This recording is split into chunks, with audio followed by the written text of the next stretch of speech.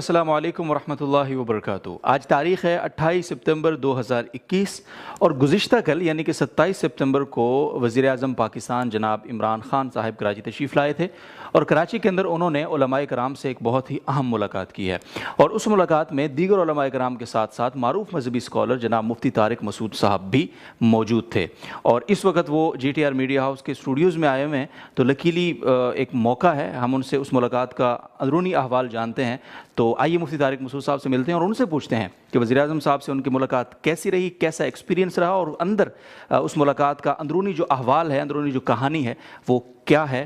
تو آئیے آپ کو ملواتے ہیں مفتی طارق مسعود صاحب سے اور اس ملاقات کا احوال جانتے ہیں۔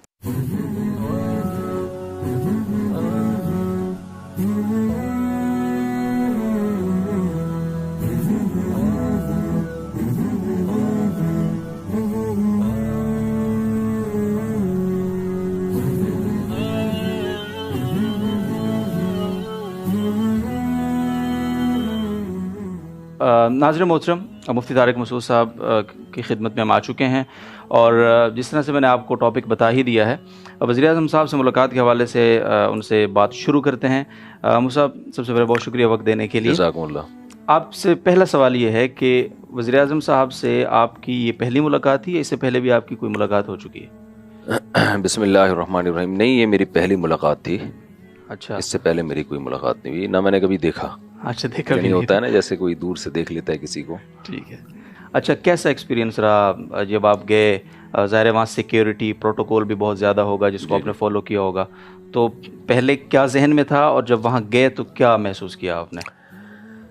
ذہن میں یہ تھا کہ بہت زیادہ سیکیورٹی ہوگی، بہت وزیر اعظم کا بہت زیادہ پروٹوکول ہوگا، لیکن سادگی معلوم ہوئی ہے مجھے تو، یعنی صحیح ہے، بہت ہی ایک، جیسے ہم گئے ہیں تو صرف نام انہوں نے دیکھا لسٹ میں، جی، جن علماء کے نام تھے ان میں ہے یا نہیں ہے، ٹھیک ہے، اندر چلے گئے آرام سے اندر۔ تو پھر میں جیسے ہی گیا تو گورنر ہاؤس میں، آپ کو پتہ ہے وہ پولیس کے لوگ، سیکیورٹی کے لوگ ویسے ہی مجھے سنتے ہیں، تو ان کی سیلفیاں شروع ہو گئیں۔ صحیح ہے، تو مجھے تو یہ لگ رہا تھا کہ گیٹ کے اوپر ایک بزرگ کھڑا تھا، لسٹ والا، وہ بزرگ تو آنکھ اٹھا کے دیکھ ہی نہیں رہا تھا نا، اس نے کہا کہ شناختی کارڈ دکھائیں کہ آپ مفتی طارق مسعود ہیں۔ ہاں ہاں ہاں، اس نے ایک شناختی کارڈ، وہ آنکھ اٹھا کے دیکھ ہی نہیں رہا نا، وہ کہہ رہے آئی ڈی کارڈ دکھائیں، ٹھیک ہے۔ تو اس کو لوگ کہہ رہے تھے بھائی تو منہ تو اٹھا تھوڑا سا اوپر۔ اچھا اچھا، پھر تو اندر گئے ہیں تو بہت ہی ایک گھریلو سا ماحول تھا، اور سیکیورٹی گارڈ خود ہی سیلفیاں لے رہے تھے۔ ٹھیک ہے، تو مجھے تو شاید یہ لگ رہا تھا کہ میں وزیر اعظم ہوں۔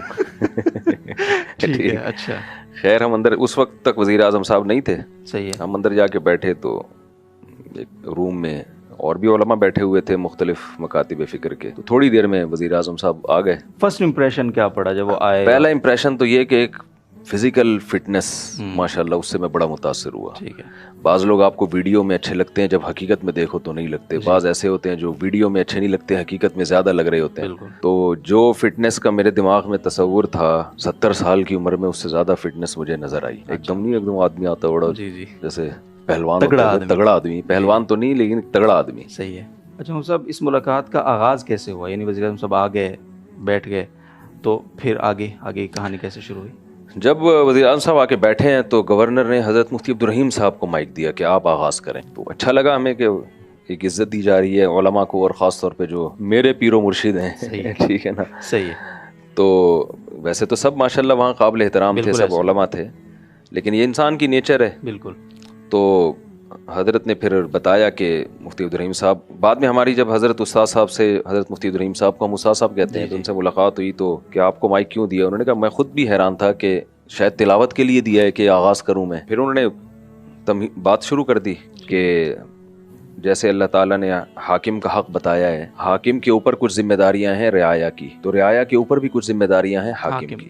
تو دونوں ذمہ داریوں کا انہوں نے تذکرہ کیا کہ یک طرفہ نہیں ہے، عوام پر یہ ذمہ داری ہے، حاکم پر تو ذمہ داریاں سب کو معلوم ہے، لیکن عوام کی یہ ذمہ داری ہے کہ پہلی بات تو اس کے سامنے حق بات کہنا، کلمۃ حق عند السلطان، کہ بادشاہ کے سامنے حق بات کہی جائے۔ یہ ایک حق بات ہے کہ یہ بھی ایک حق بات تھی جو انہوں نے کہہ دی کہ کوئی غلطی ہو، کوئی خرابی ہو تو یہ جو چاپلوسی اور یہ سب چیزیں نہیں ہوں، صحیح ہے. وہ آرام سے عزت احترام کے ساتھ سامنے کہہ دی جائے کہ یہ چیز ٹھیک نہیں ہے. دوسری بات یہ کہ جو کام حاکم اچھے کر رہا ہو اس میں اس کو اپریشیٹ بھی کیا جائے. یہ نہ ہو کہ تنقید ہی چلتی رہے. بھائی کوئی اچھا کام ہے تو اس میں بتایا جائے کہ ہم اس میں آپ کے ساتھ ہیں اور ہمیں اچھا لگا, یہ آپ نے بہت اچھا کیا. تو یہ تمہیدی بات انہوں نے شروع کی. پھر بتایا کہ صحیح بخاری سے پتہ چلتا ہے کہ 9 حق ہیں عوام پر حاکم کے. جیسے حاکم پر عوام کے حقوق ہیں تو عوام پر بھی 9 حقوق ہیں حاکم کے.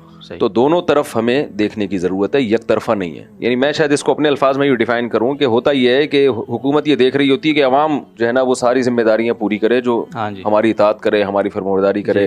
تو یہاں سے بات کا آغاز ہوا. پھر وزیر اعظم صاحب, اچھا حضرت نے شاید یہ اس میسج میں یہ بتانا تھا کہ بھائی کوئی بات اگر آپ کو حاکم کے غلط لگتی ہے تو عزت احترام کے ساتھ آپ پیش کریں, وہ پیش کریں, ٹھیک ہے. اور ساتھ ساتھ کوئی اچھا کام ہے تو اس میں اپریشیٹ بھی کریں. جی ٹھیک ہے. کیونکہ تجربہ انہوں نے بتایا کہ یہ بتاتا ہے کہ یا تو تنقید شروع ہو جاتی ہے یا تعریف ہی شروع ہو جاتی ہے. یک طرفہ ٹریفک چلتا ہے تو وہ نہیں ہونا چاہیے. اچھا, شروع میں حضرت نے بات کی, پھر اس کے بعد ہم شروع سے اس کے بعد جو ہے پھر وزیر اعظم صاحب کو مائک دیا گیا. اچھا, تو وزیر اعظم صاحب نے جو بات شروع کی ہے میں حیران اس پر ہوا کہ وہی ٹاپک جس میں 15 سال سے چیخ رہا ہوں. مجھے لگا کہ چلو یار ایک آدمی تو متفق ہے. صحیح ہے. بات انہوں نے یہاں سے شروع کی کہ ہمارا فیملی سسٹم تباہ ہو رہا ہے. یعنی اگر یہ وزیر اعظم کے علاوہ کوئی اور میرے سامنے بیٹھ کے بات کرتا میں سمجھتا کہ یہ اس نے مجھے دیکھ لیا ہے اور اس کو پتا ہے کہ ان مولانا صاحب کا ٹاپک ہی یہی ہے, دلچسپی یہ ہے, 15 سال سے اسی پر بات کر رہے ہیں تو ان کو خوش کرنے کے لیے. ظاہر ہے یہاں تو ایسا نہیں ہو سکتا. بالکل ایسے ہی.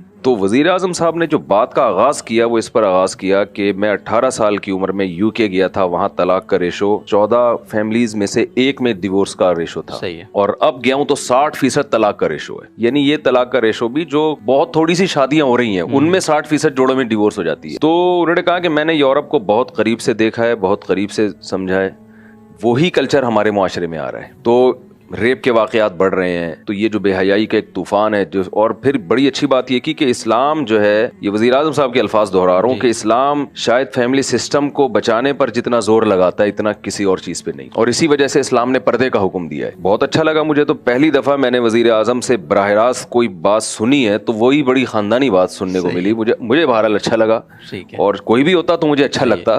صحیح ہے نا, یہ بڑا ایک اتنی اپر لیول کا ایک آدمی بیٹھ کر اس موضوع پر بات کر رہا ہے, ہاں گراؤنڈ ریئلٹی کی بات کر رہا ہے, اور اتنے حساس ایشو کو اٹھا رہا ہے وہ, جبکہ پوری دنیا فیملی سسٹم ہی کو ختم کرنے میں لگی ہوئی ہے. بالکل. تو ہمارے ایک حاکم کی طرف سے ایک ایسی بات جانا, یہ بہت ایک میں سمجھتا ہوں کہ حوصلہ افزائی کی بات ہے. تو وزیر اعظم نے پھر علماء سے یہ مطالبہ کیا کہ آپ لوگ یونیورسٹیوں میں جائیں, اور جہاں بھی ایک طوفان بدتمیزی جو ہمارے بے حیائی پھیل رہی ہے, اور پھر یہ انہوں نے خود کہا کہ ٹک ٹاک پہ ہم نے پابندی لگائی ہے لیکن اس کے باوجود موبائل پہ بہت کچھ آ رہا ہے اور بہت کچھ ہم روک بھی نہیں سکتے. ایسا ممکن نہیں ہے کہ یہ بالکل ہی ہم اس کو ختم کر دیں یا سب کچھ ہمارے اختیار میں ہو. تو جتنی تیزی سے یہ سب کچھ پھیل رہا ہے, اگر علماء بیان کریں جا کے یونیورسٹیوں میں اور مختلف اداروں میں, یہ ینگ جنریشن کو اویئر کریں اس بارے میں تاکہ یہ طوفان ختم ہو اور ہمارا خاندانی نظام بحال ہو. تو اس کے لیے پھر انہوں نے علماء سے تجاویز مانگی. تو ایک کم از کم یہ ٹاپک بتا دیا کہ آج ہماری ڈیبیٹ اور میری ملاقات کا بیسک مقصد یہ ہے. ٹھیک ہے.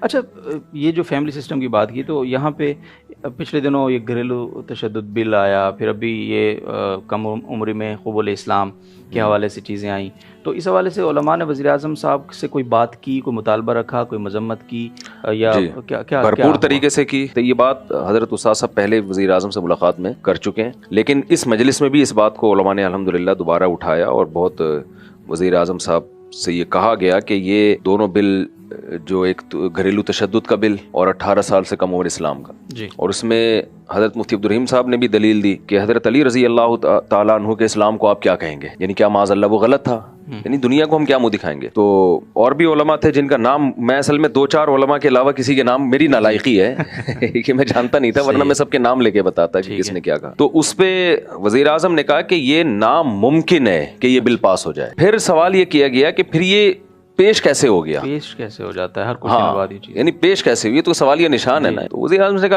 نے کہا کہ یہاں جو ہے نا ملک میں بہت ساری سازشی عناصر ہیں, نام بھی لیے انہوں نے, لیکن میرا خیال ہے لینا یہاں مناسب نہیں ہے کہ وہ سازشی عناصر اس طرح کے بل پیش کرتے ہیں اور کرتے رہیں گے. یہ ہر دور میں ہوتے ہیں, ہوتے رہیں گے, ان کو پیش کرنے کو ہم نہیں روک سکتے, لیکن پاس ہونے کے لیے اسمبلی میں ہمارے پاس آئے گا تو یہ ناممکن ہے کہ یہ پاس ہو جائے. اور یہ کہا کہ کیسے ممکن ہے کہ ہم ایسا قانون پاس کر دیں کہ 18 سال سے کم عمر میں کوئی اسلام قبول نہیں کر سکتا. یہ بالکل وہی اسٹائل تھا جو ایبسولوٹلی ناٹ والا اسٹائل تھا نا, کہ یہ نہیں ہو سکتا. ٹھیک ہے. تو بہت حوصلہ افزا اور الحمدللہ سب علماء نے, یعنی جب یہ انہوں نے کہا ہے نا کہ یہ ناممکن ہے, تو سب کی طرف سے ایک حوصلہ افزائی ہوئی کہ ماشاءاللہ آوازیں آئی ایک نا, کہ خوش ہوئے سب الحمدللہ. وہاں اس معاملے میں ان کا جو اپنا موقف ہے وہ الحمدللہ کلیئر ہے. تو علماء سے تجاویز جب انہوں نے مانگی تو کیا کامن تجاویز کیا دی علماء کرام نے؟ دیکھیں میں تو خود کچھ تجویزیں پیش کرنا چاہ رہا تھا, مجھے تو پہلی دفعہ موقع ملا تھا, ابھی تک تو بیانات ہی چل رہے تھے ہمارے ان تجاویز میں, 2-3 گھنٹے کی تجاویز ہی چل رہی ہوتی ہیں عوام کے سامنے, تو مجھے بڑا اچھا موقع ملا تھا. لیکن ظاہر ہے سینئر علماء تھے مجھ سے پہلے, میں تو فرسٹ ٹائم بیٹھا ہوں, ان علماء کی طرف سے بھی بڑی اچھی تجویزیں آئیں. حضرت مفتی تقی عثمانی صاحب کے بیٹے تھے مولانا عمران عثمانی, انہوں نے بڑی اچھی تجویز دی. انہوں نے کہا کہ جب آپ نوجوانوں کو اگر کوئی مثبت ایکٹیویٹیز نہیں دیں گے تو وہ پھر نیگیٹو ایکٹیویٹیز کی طرف جائیں گے, موبائل فون وہ پب جی کھیلیں گے, وہ یہ کریں گے, وہ ٹک ٹاک میں مشغول ہوں گے. تو آپ ان کو بزنس کی طرف لے کر آئیں امیزون کے ذریعے اور جو انٹرنیٹ کے ذریعے پوری دنیا میں. تو یہ نوجوان اگر اس پہ بیٹھیں گے, بزنس کو گرو کریں گے.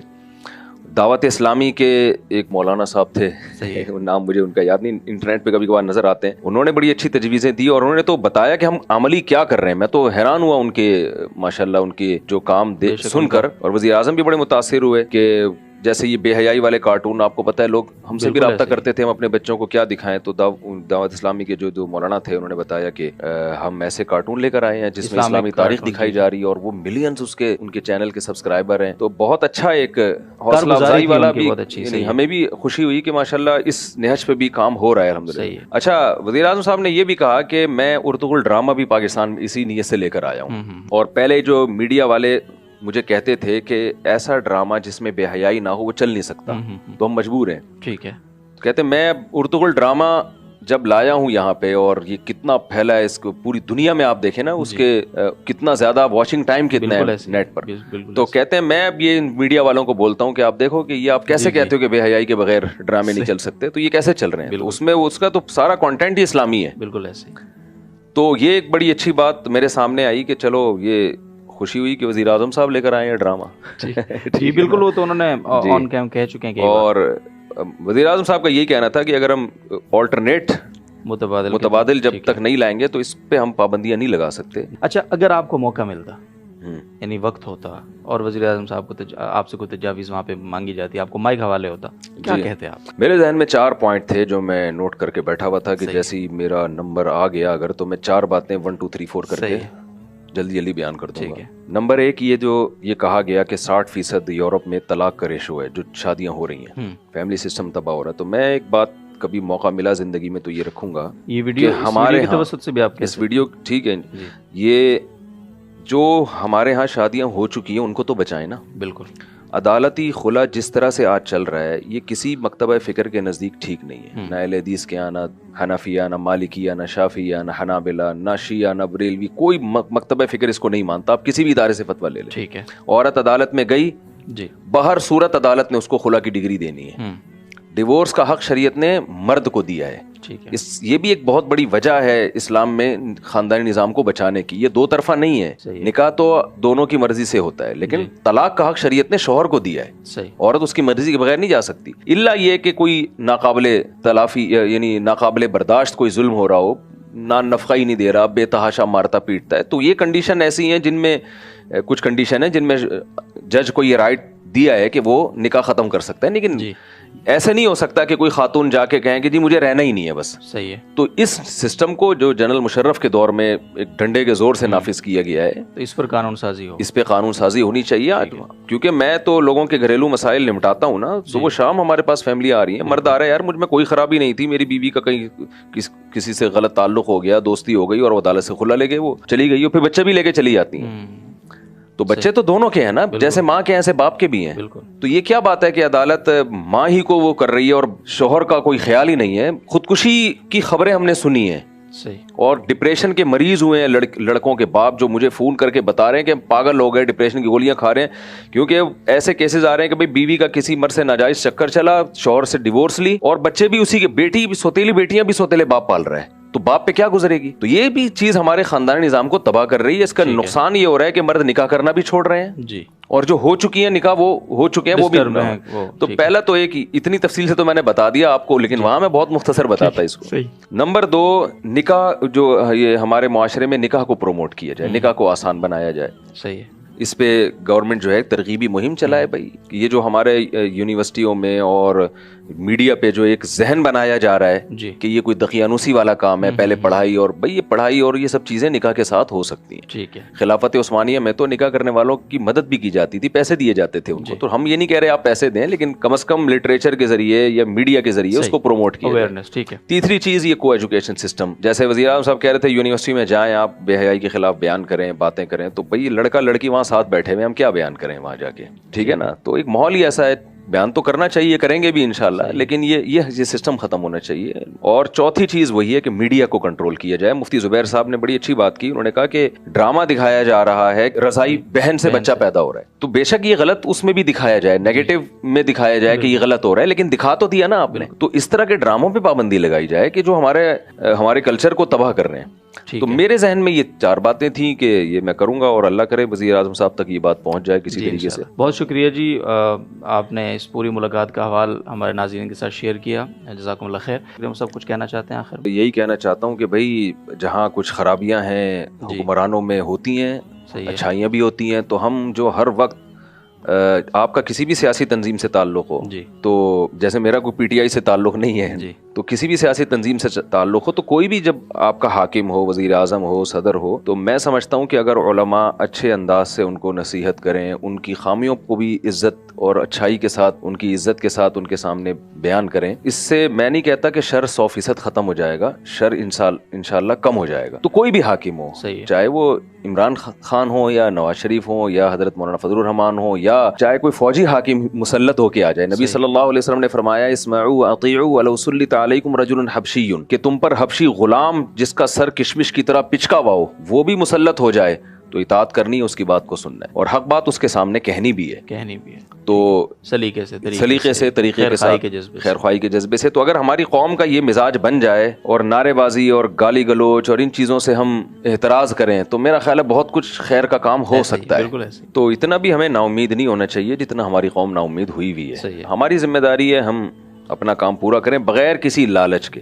حکمرانوں کے پاس جانے والے علماء کی 2 قسمیں ہیں, ایک اپنے مفاد کے لیے اور ایک ان کو نصیحت کے لیے. بالکل. تو یہ جو منع ہے اسلام میں حکمرانوں کے پاس جانا, یہ وہ ہیں جو چاپلوسی کے لیے جاتے ہیں, ان سے عہدے حاصل کرنے کے لیے جاتے ہیں, ان سے اپنے مطلب کے لیے جاتے ہیں. لیکن اگر اصلاح کے لیے جاتے ہیں تو یہ تو اسلاف کی سنت ہے. بالکل. تو وہاں جتنے بھی علماء تھے ماشاءاللہ سب سنجیدہ تھے, جو مجھے لگا ایک اچھا منظر لگا, اور بہت عزت احترام کے ساتھ بات ہو رہی تھی, اور سب لگ رہا تھا کہ اصلاحی کے لیے آئے ہوئے ہیں یہاں پہ. بالکل. تو اچھا لگا. تو سنا ہے کسی چائے کے کپ کے بھی روادار نہیں ہیں آپ اس ملاقات. جب میں وہاں گیا ہوں تو ہمارا تو خیال تھا بڑے سموسے اور پکوڑے اور چٹنیاں اور کباب آئیں گے, لیکن وہاں تو چائے کے چند کپ آئے. اچھا. اور مجھے وہ بھی نہیں ملا. حالانکہ میرا وہ چائے کا ٹائم ہے, اور میرا خیال ہے میں 1 سال کے بعد کر بغیر چائے کے رات کو سویا ہوں, چائے پیے بغیر. یعنی رات کو مطلب یہ عصر کے بعد بھی چائے نہیں پی, پھر اتنی وہ ٹریفک کا رش بہت تھا, تو عشاء تک میں گھر پہنچا ہوں تو چائے میں نے کہا پیوں گا تو نیند خراب ہو جائے گی. تو وزیر اعظم صاحب کی جو ملاقات تھی اس میں جو چائے کا جو معمول تھا اس سے بھی گئے ہم, لیکن ہمیں یہ بھی اچھا لگا. صحیح, یہ بھی اچھا لگا. اس لیے کہ چھوڑو یار یہ کیا چائے سموسے, اپنے گھر جا کے کھاؤ, جو بات کرنے آئے ہو تمیز سے بات کرو, پتلی گلی سے نکلو, جو ہمارا اسٹائل ہے.